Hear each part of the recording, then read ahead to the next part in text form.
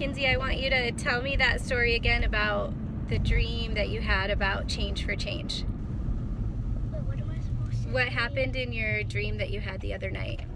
It was like in a church service, and then the guy goes, the people in our church are starting this thing called Change for Change, and then it was like this empty jar with the Change for Change thing on it.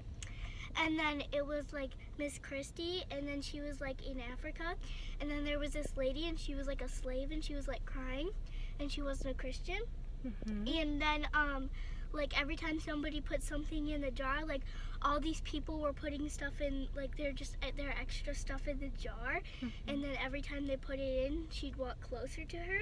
So every time people put change in the jar at the church, then it would get Miss Christie closer and closer to the woman that needed help.